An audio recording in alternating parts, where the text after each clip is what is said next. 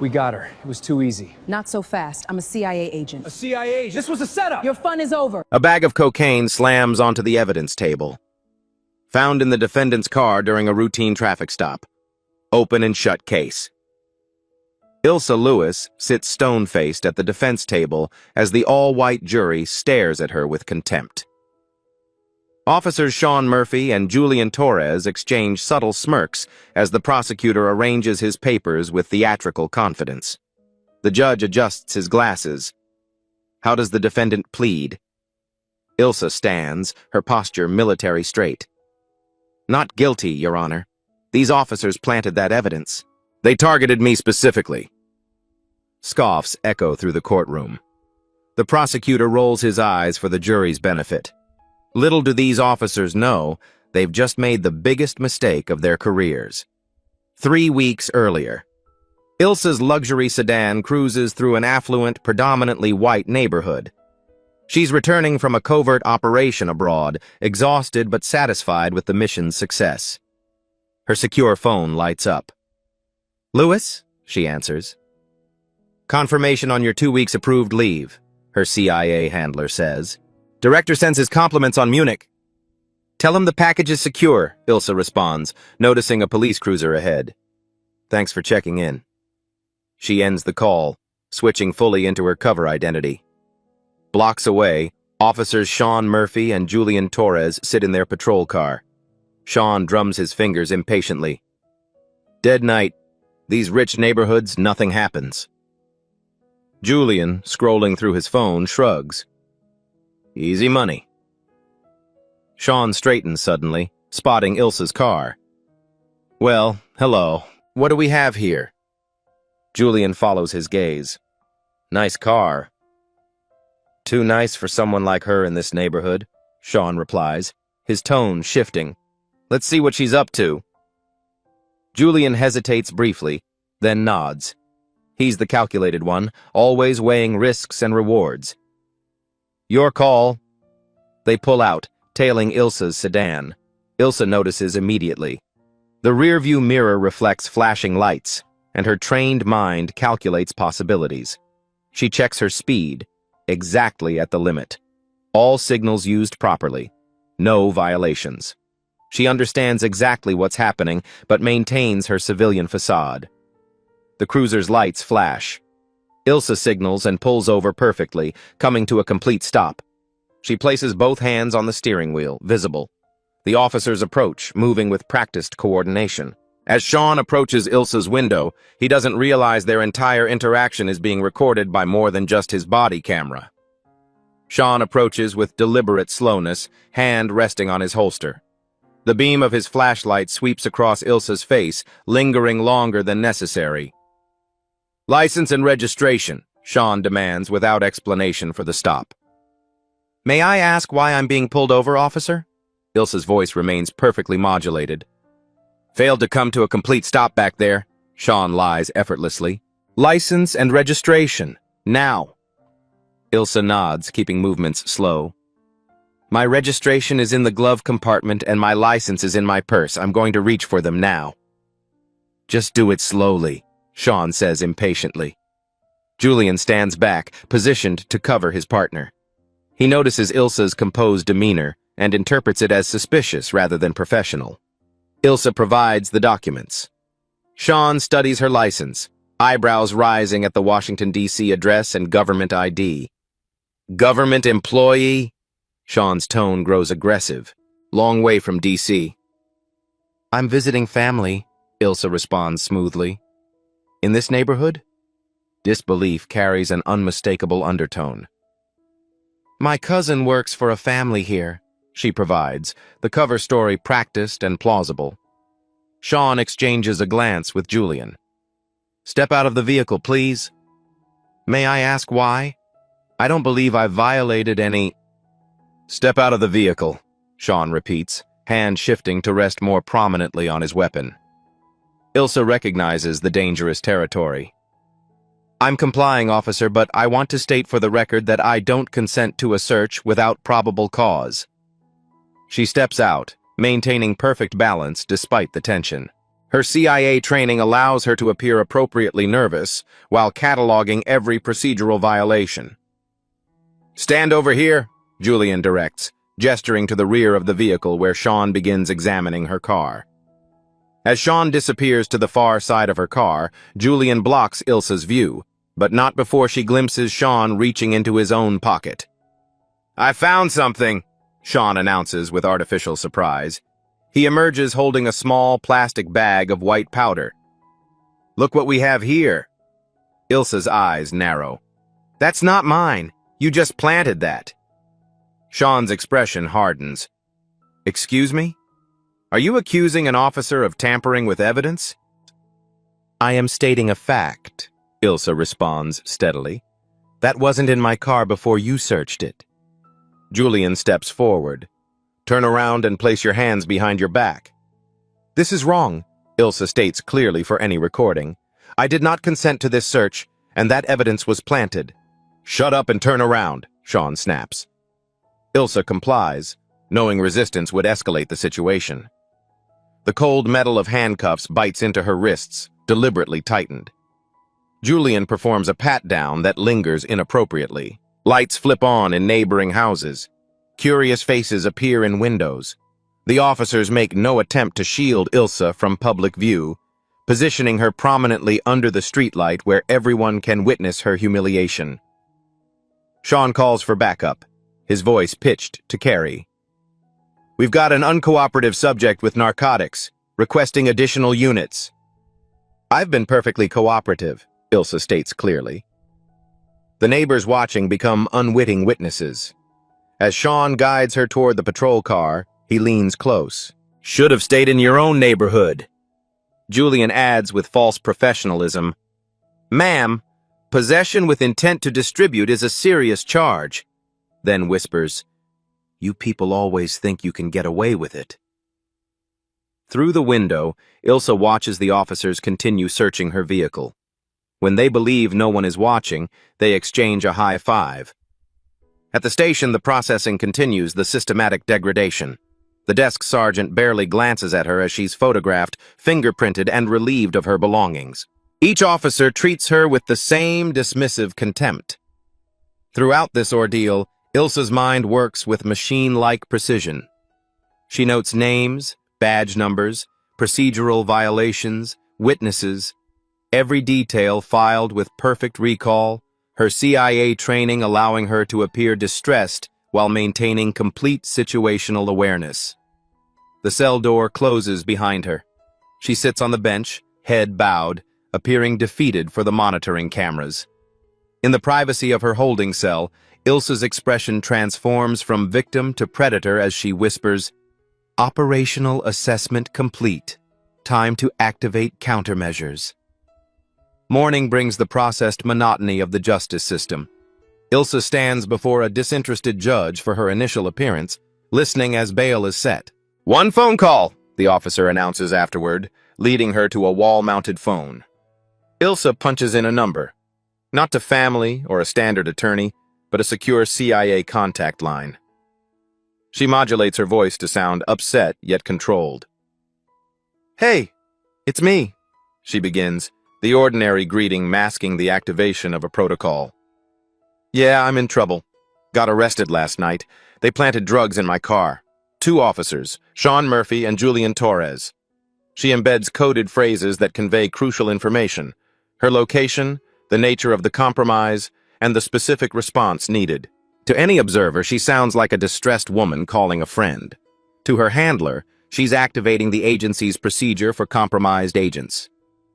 "Just need you to contact my cousin about that thing we discussed last month," she finishes, coding a request for specific resources. 4 hours later, Ilsa's bail is posted by a middle-aged woman identifying herself as Ilsa's aunt. The money comes through CIA channels, but the paperwork reflects a family connection. As she's being processed for release, Ilsa overhears Sean and Julian in a nearby room. "Did you see her face when you found that bag?" Sean laughs. "Priceless." "These people never learn," Julian responds, "coming into our neighborhoods like they belong." "That's 3 this month," Sean continues. Torres and Murphy keeping the streets clean. And our record's spotless, Julian adds. Perfect conviction rate. At her apartment, Ilsa enters her bedroom and activates a hidden mechanism in her closet. A panel slides open, revealing a secure room. She steps inside. The room contains sophisticated surveillance equipment. Ilsa activates the system with practiced efficiency. Within minutes, personnel files, complaint histories, financial records, and social media accounts for Sean and Julian populate her screens. Her secure phone rings. Her handler. "This is unofficial," he begins. "The agency's position is that you should walk away. Drug charges can be quietly dismissed. Not worth compromising your position." "This isn't just about me," Ilsa counters firmly. "These officers have a pattern. They're abusing their authority systematically, targeting minorities with planted evidence." "Not our jurisdiction, not our problem," her handler responds, though his tone suggests personal disagreement. "It became our problem when they targeted a federal agent," Ilsa argues. "I need resources, minimal and deniable." A long pause. "What exactly are you planning?" "Justice," Ilsa replies simply. "By the book, through the system, but with all the evidence required." Another pause. "Limited support only. Nothing that could expose the agency." After ending the call, Ilsa contacts Minerva Chen, a brilliant technical analyst from her CIA team currently on leave. "I need your help," Ilsa explains, outlining the situation. "Those bastards," Minerva responds. "What do you need?" "Your technical expertise, off the books." Together they contact Irving Walker, a former prosecutor turned defense attorney known for taking on police misconduct cases. "Ms. Lewis," Irving greets her in his office. "This is unfortunately common, but proving planted evidence is extraordinarily difficult." "I have resources," Ilsa responds carefully. "And I'm willing to fight this all the way." Irving studies her. "Most people in your position take a plea deal." "I'm not most people," Ilsa replies, her gaze unwavering. "And this isn't just about my case." As Ilsa finalizes her strategy, her handler calls with alarming news. Officer Sean Murphy has connections to a case she worked 3 years ago. The preliminary hearing unfolds in a wood-paneled courtroom saturated with institutional indifference. Ilsa sits beside Irving, her posture perfect, revealing nothing of the strategic calculations behind her calm exterior. Prosecutor Thomas Grant approaches the evidence table with practiced confidence. He places the plastic bag of cocaine before the judge. "Your Honor, during a routine traffic stop, Officers Murphy and Torres discovered this controlled substance hidden beneath the driver's seat. The amount suggests intent to distribute." Grant presents the body camera footage, conveniently beginning after the traffic stop was initiated, showing only the discovery of evidence and Ilsa's arrest. Sean takes the stand first, his demeanor professional and earnest. He recounts the traffic stop with practiced ease. "The defendant was argumentative from the start," Sean testifies, the lie flowing smoothly. "Her nervous behavior suggested criminal activity." Irving makes notes but doesn't interrupt, allowing Sean to construct the fabrication that will later trap him. "And when you searched the vehicle, what did you find?" "A bag containing approximately 28 grams of cocaine hidden under the driver's seat," Sean replies seriously. "Based on my training, this quantity indicates intent to sell." Julian follows, his testimony aligning perfectly with his partner's account, adding supporting details while carefully avoiding potential inconsistencies. When cross-examination begins, Irving rises with deceptive casualness. "Officer Murphy, what time did you activate your body camera during this traffic stop?" Sean hesitates. "As soon as I approached the vehicle per department policy." "Interesting," Irving responds. "Yet the timestamp begins several minutes after the initial contact. Can you explain the discrepancy?" "Technical malfunction," Sean responds smoothly. "Happens sometimes." Irving nods as if accepting this explanation, then pivots. "How many complaints for racial profiling have been filed against you during your career?" "Objection," Grant interrupts. "Irrelevant and prejudicial." Sustained, the judge agrees. Irving shifts strategy. Officer Murphy, please walk us through exactly when and how you obtained probable cause to search Ms. Lewis's vehicle. As Sean navigates this trickier terrain, Julian shifts in his seat, the first visible crack in his confident facade. In the gallery, Ilsa observes a man watching with unusual intensity. Using her training, she identifies him as Michael Reeves, an internal affairs investigator who has been monitoring Sean and Julian for months.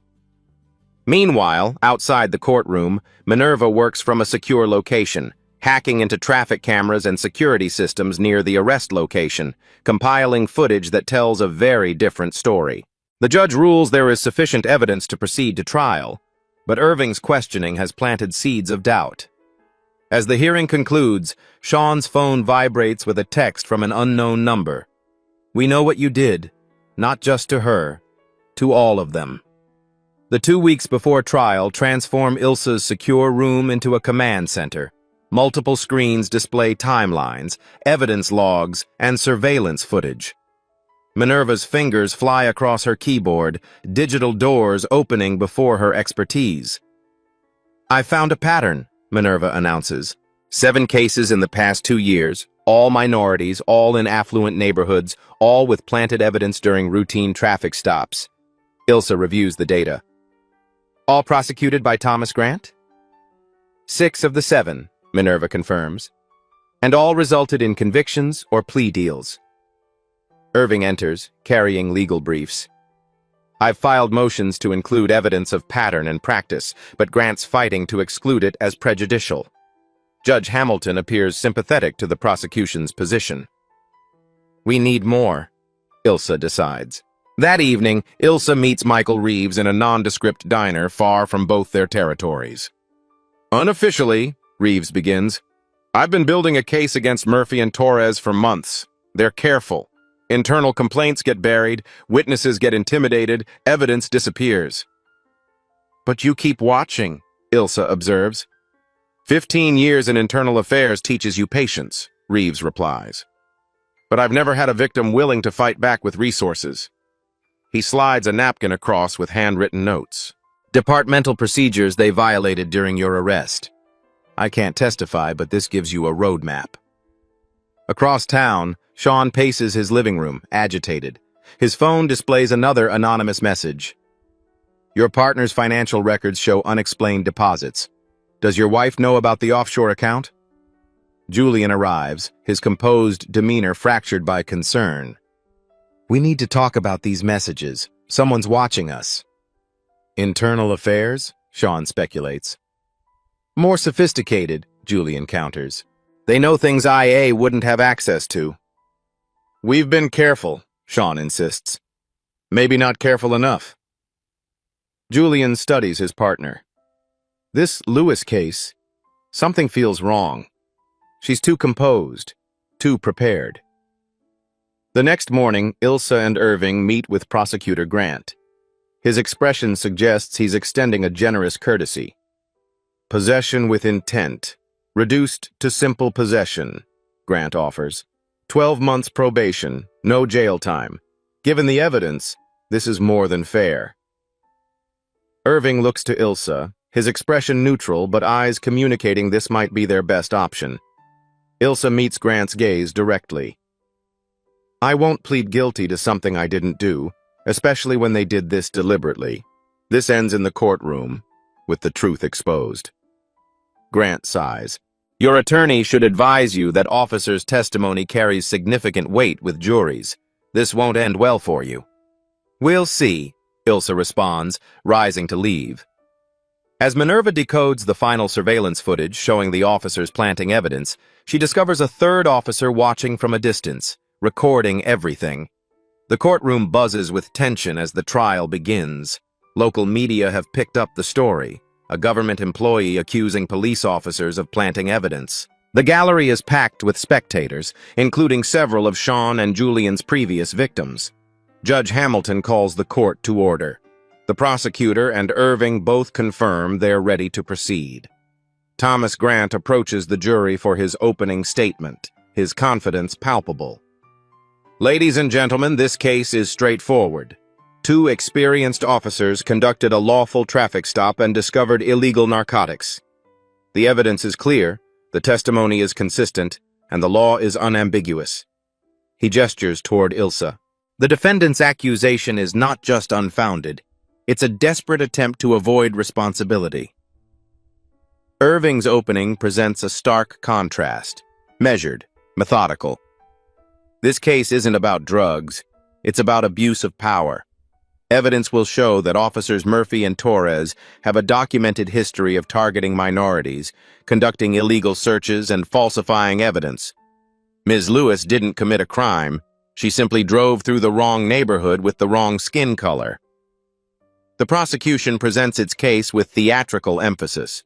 The bag of cocaine is displayed for the jury. The crime lab technician testifies about its purity. Street value approximately $2,800, implying sophistication beyond casual use. Sean and Julian take the stand in succession, their testimonies perfectly aligned after preparation with the prosecutor. They describe Ilsa as confrontational and evasive. Several jury members nod along, their expressions reflecting implicit trust in law enforcement. In the command center, Minerva breaks through Julian's encrypted phone records. Text messages populate her screen. Dozens of exchanges between Sean and Julian discussing their collection of planted evidence cases. Torres, rich neighborhoods, equals better commendations, less risk. These people don't want trouble. Don Murphy. Plus, watching entitled minorities realize they're not untouchable. Priceless. Minerva compiles the most damning exchanges, transmitting them securely to Irving minutes before cross-examination. In the courtroom, Irving approaches Julian with deliberate casualness. Officer Torres, you testified that you've worked with Officer Murphy for 4 years, correct? Yes, that's correct. And you consider yourselves an effective team? One of the department's best, Julian confirms confidently. Irving nods thoughtfully. You've made numerous arrests together? Yes, sir. Our arrest record speaks for itself. Indeed it does, Irving agrees, then pivots sharply. Officer Torres, do you recall sending a text message to Officer Murphy on March 17th stating, North Oakwood has gotten too cautious. Let's try Westridge for easier busts? Julian's composure cracks. I don't recall. Perhaps this will refresh your memory, Irving continues, producing a transcript. People's Exhibit 47, Your Honor, obtained via subpoena to the telecommunications provider. The prosecutor leaps to his feet. Objection! Defense counsel has introduced evidence not provided in discovery. Your Honor, Irving counters, these records were obtained via subpoena last week. The prosecution received copies as required. I have the receipt acknowledgement here. The judge examines the document. Objection overruled. The witness will answer. Julian stares at the transcript, visibly calculating his limited options. As Julian stammers through unconvincing explanations, the courtroom doors open, and a woman in a formal suit walks in, handing Irving a sealed envelope marked Classified. The envelope's arrival creates an immediate ripple through the courtroom. Judge Hamilton's gavel cracks against the sound block. Approach the bench, counselors. Irving, document in hand, joins the prosecutor before the judge. Their hushed conference grows increasingly intense, the prosecutor's face flushing while the judge's expression transforms from irritation to alarm. 20-minute recess, Judge Hamilton announces abruptly. The courtroom empties with reluctant compliance. Sean leans toward Julian, whispering urgently, but Julian keeps his gaze fixed forward, his strategic mind calculating escape routes that no longer exist. When court reconvenes, the atmosphere has transformed. 3 new individuals occupy the back row, government officials in dark suits. The prosecutor's earlier confidence has evaporated. Your Honor, Irving begins, the defense calls Dr. Eliza Richardson to the stand. A woman in her 50s approaches. After being sworn in, she states her credentials. I am the Director of Forensic Video Analysis at Quantico with Level 5 security clearance. Dr. Richardson, have you analyzed video footage related to the traffic stop and arrest of Ilsa Lewis? I have, she confirms. My team processed footage from multiple sources, including traffic cameras, security systems, and specialized recording devices. A screen descends. The enhanced footage begins playing, crystal clear despite being shot from a distance. It shows the complete traffic stop, including unmistakable images of Sean removing a small bag from his pocket before discovering it in Ilsa's car. Gasps ripple through the courtroom. The jury members exchange glances of disbelief. "Objection!" the prosecutor interjects desperately. "The defense has not established chain of custody for this evidence. Dr. Richardson, can you confirm the authenticity of this footage?" "I can," she states firmly. "We verified the digital signatures and timestamps. This footage has not been altered in any way." The judge overrules the objection. Irving turns toward Ilsa. "Your Honor, I would like to call Ilsa Lewis to the stand, not as the defendant, but as an expert witness in her capacity as a Central Intelligence Agency operations officer specializing in anti-corruption investigations." The courtroom erupts. Judge Hamilton's gavel cracks repeatedly until order is restored. Sean's face drains of color. Julian sits perfectly still, the calculated mind behind his eyes now focused solely on self-preservation.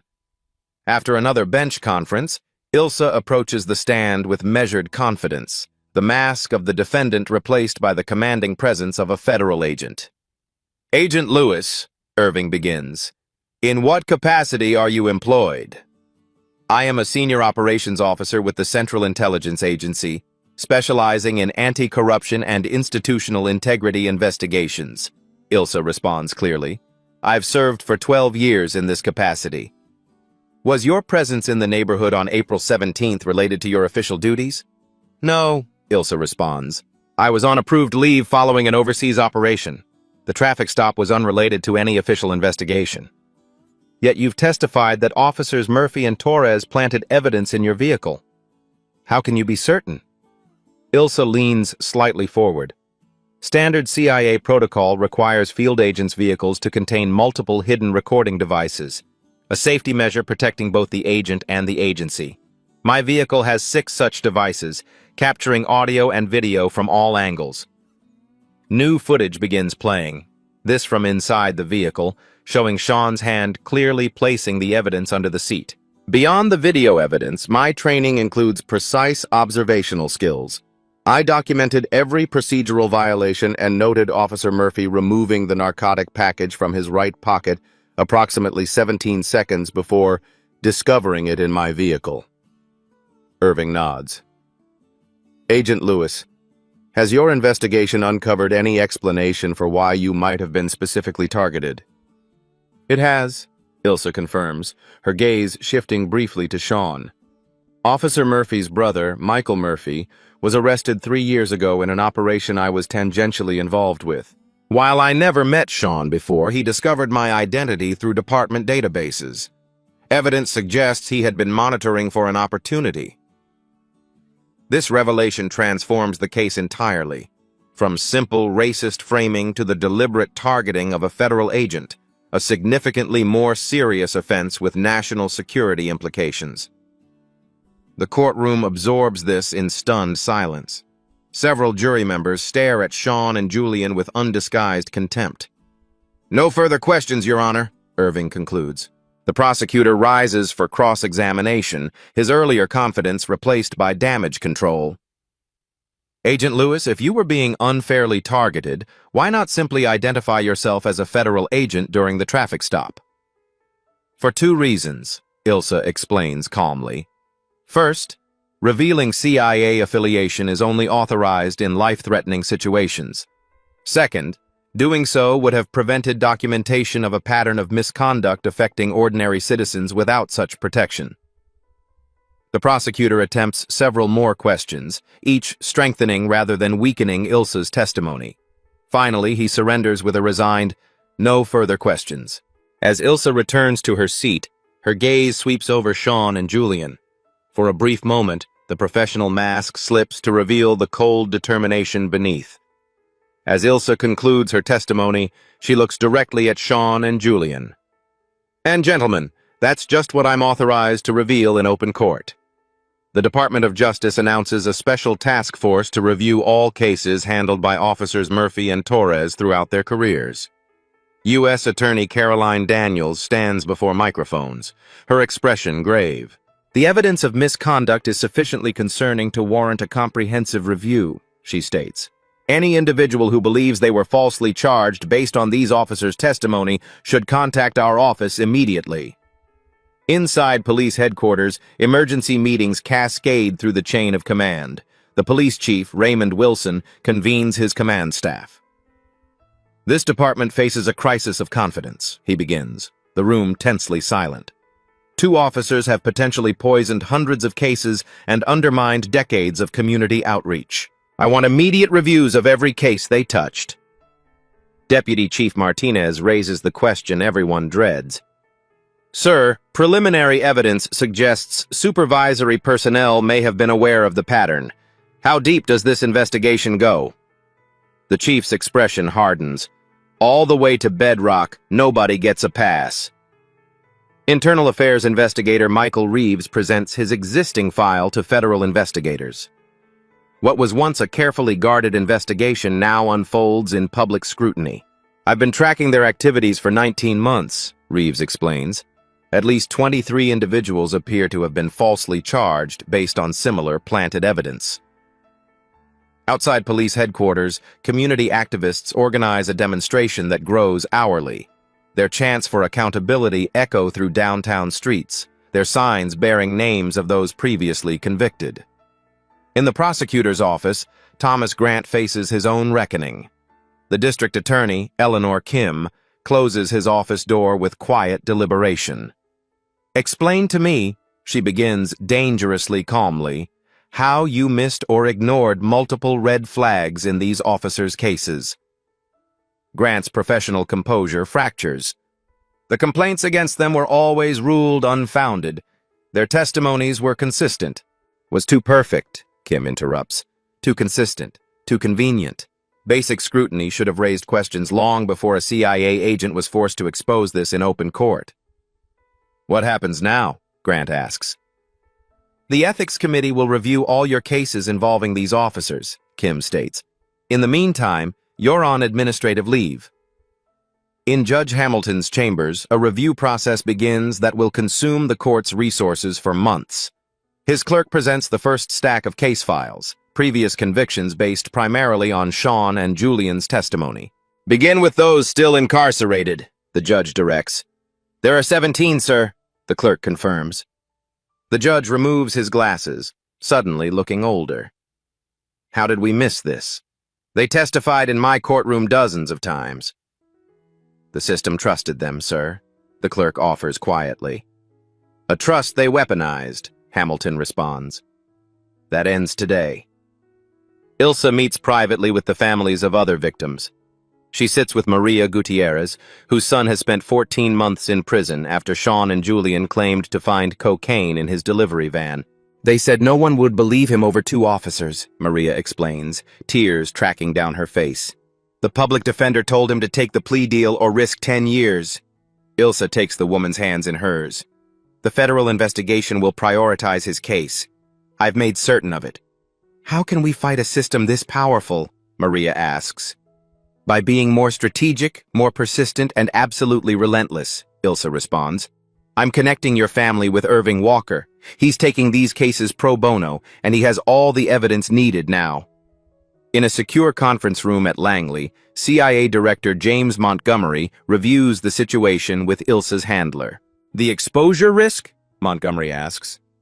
Minimal, Clark confirms. Agent Lewis maintained her cover appropriately until legal necessity dictated otherwise. Her decision to reveal her status was tactically sound. And the broader security implications of an agent being deliberately targeted? That's our primary concern, Clark acknowledges.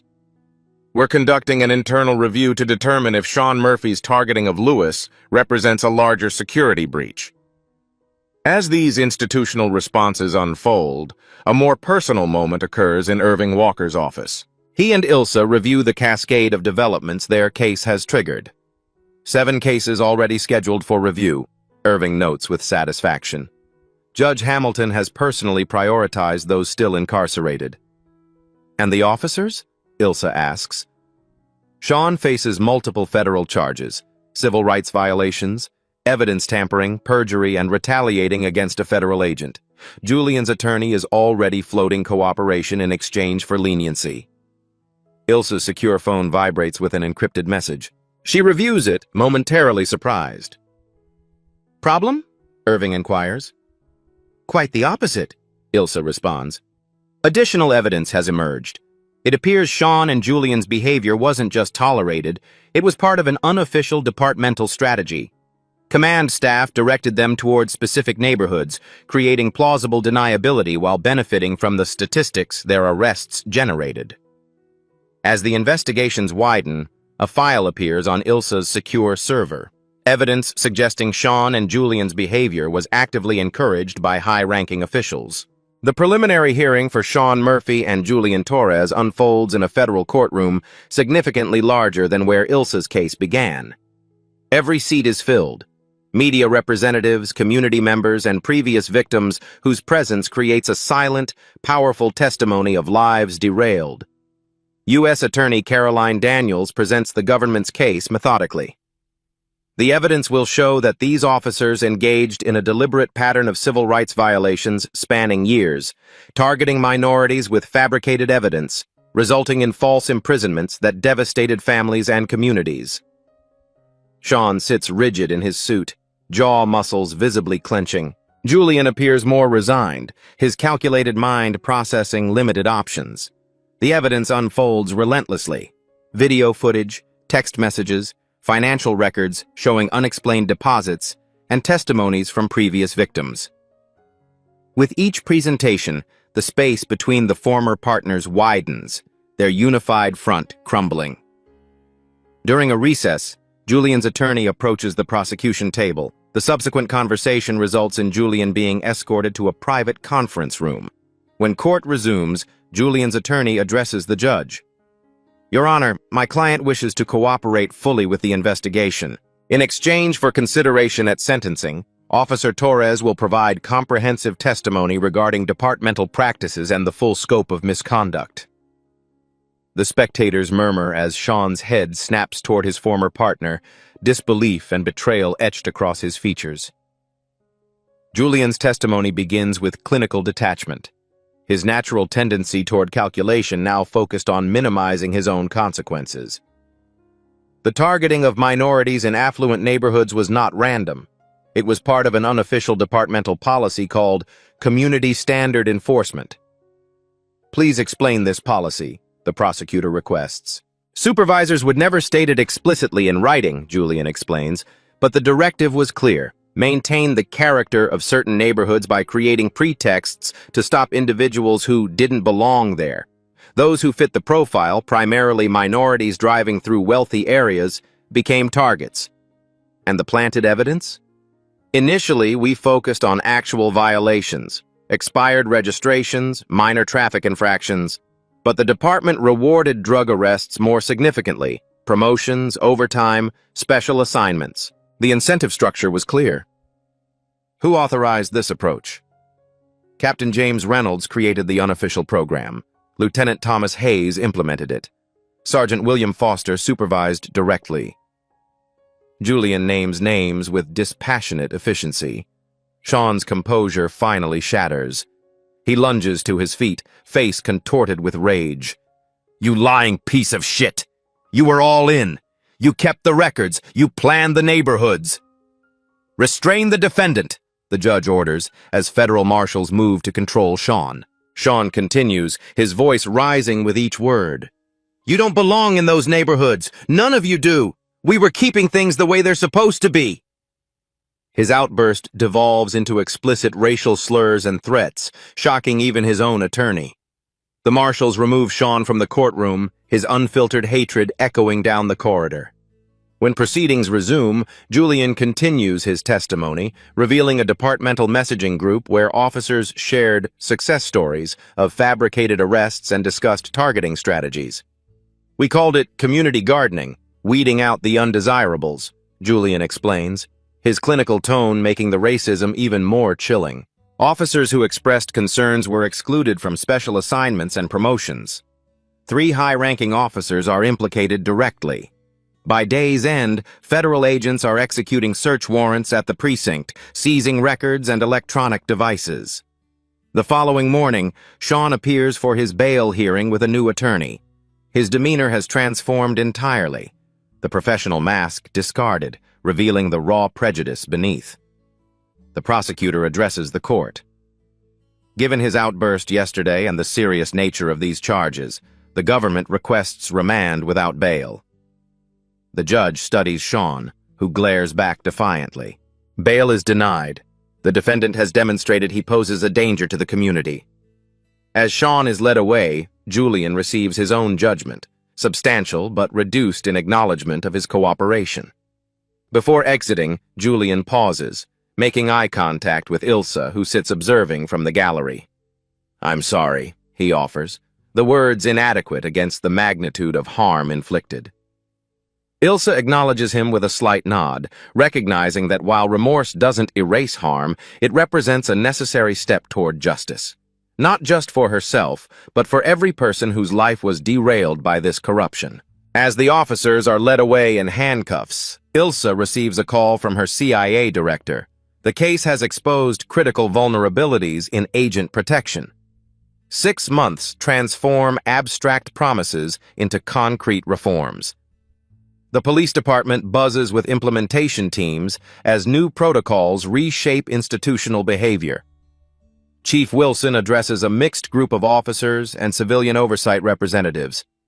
Every interaction with the public is now recorded continuously, from initial observation through conclusion. No exceptions, no malfunctions.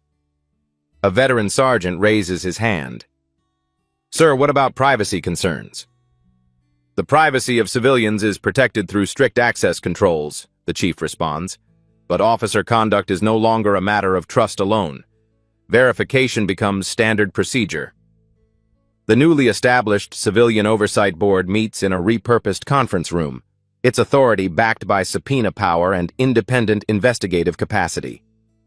12 members, diverse in background and experience, review body camera footage with the methodical attention previously reserved for internal affairs. This case shows exactly why buffer periods between recording and release are problematic, notes Chairperson Dr. Elaine Jackson, a retired judge. Officers Murphy and Torres exploited those procedural gaps repeatedly. Beyond technical changes, the department undergoes cultural reconstruction. Mandatory bias training now includes concrete scenarios based directly on the Murphy-Torres cases, with clear identification of warning signs and reporting procedures. Recognizing bias isn't enough, the diversity consultant explains. We're implementing a zero-tolerance policy with specific consequences.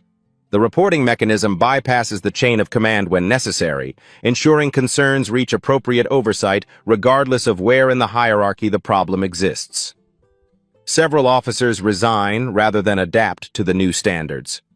Their departures open positions for a more diverse recruitment class that better reflects the community's composition. Those who remain undergo extensive retraining and regular psychological evaluations. The emphasis shifts from arrest statistics to community engagement metrics, fundamentally altering performance evaluation standards. Downtown, City Council establishes a compensation fund for victims of false arrests and planted evidence. The streamlined process acknowledges that justice requires more than policy changes. It demands concrete redress for specific harms. "We've approved 19 claims to date," reports the administrator to council members. Compensation includes financial settlements, expungement assistance, educational opportunities, and counseling services. Within the CIA, Ilsa now heads a specialized task force developing new protocols for agent protection and community policing oversight. Her experience provides invaluable insights into vulnerabilities previously overlooked. The intersection between law enforcement and intelligence operations contains significant blind spots, she explains to her team. Our field agents' personal security depends on addressing these systematically. The resulting recommendations are implemented nationwide, creating new safeguards for agents operating domestically while establishing clearer boundaries between intelligence activities and routine law enforcement. Irving Walker emerges as a leading voice in police reform, leveraging Ilsa's case, with classified details redacted, as a compelling example of how justice system abuses can be effectively challenged. Minerva Chen, whose technical expertise proved decisive, now works with the Justice Department developing sophisticated systems for analyzing and authenticating police body cam footage. Her algorithms detect tampering and establish unbroken chains of custody, making evidence manipulation exponentially more difficult. These reforms ripple beyond a single department, influencing policing standards across multiple jurisdictions. The case becomes required reading in police academies and law schools alike, dissected for both its failures and the corrective mechanisms it spawned. At a national law enforcement conference, Ilsa is invited as an anonymous subject matter expert to speak about her experience, and finds herself face-to-face with the former police chief who enabled Sean and Julian's behavior. 1 year transforms justice from aspiration to tangible reality. Ilsa's office at CIA headquarters contains a single memento from the case, a framed court order dismissing all charges, displayed not as personal vindication but as a reminder of systems both broken and healing. Her promotion acknowledges her exceptional handling of an impossible situation, maintaining operational security while ensuring justice, protecting institutional interests while addressing fundamental wrongs. Her new responsibilities include overseeing agent safety protocols nationwide, transforming her personal ordeal into institutional protection. Occasionally, she reviews updates on the ongoing reforms in the police department where her case began. The changes have substance beyond procedural window dressing, arrests down 30%, while community satisfaction metrics show significant improvement. Sean Murphy serves his sentence in a federal facility, his conviction including multiple civil rights violations and retaliating against a federal agent. His rage has calcified into bitter resentment, his prison communications monitored for continued threats. Julian Torres occupies a minimum security facility, his cooperation earning him both a reduced sentence and potential early release. His calculated mind now focuses on survival and redemption in equal measure. He provides ongoing testimony against higher-ranking officers, dismantling the corrupt system he once navigated so effectively. The neighborhood where Ilsa was stopped has transformed.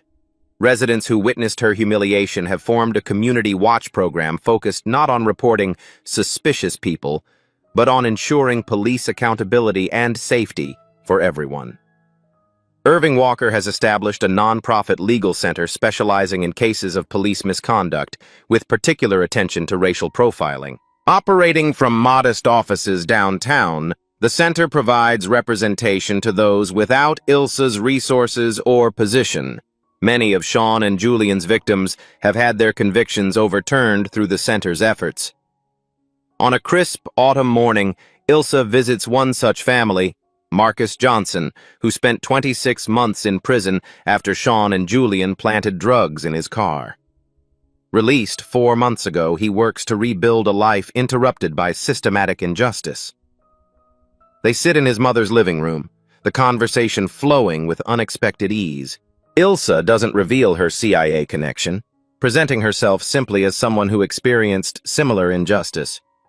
The hardest part isn't just the time lost, Marcus explains, his hands wrapped around a coffee mug. It's the feeling that the system can decide your truth, regardless of reality. Ilsa nods. That violation of basic fairness lingers even after vindication. Exactly. Marcus studies her thoughtfully. How did you find the strength to fight back?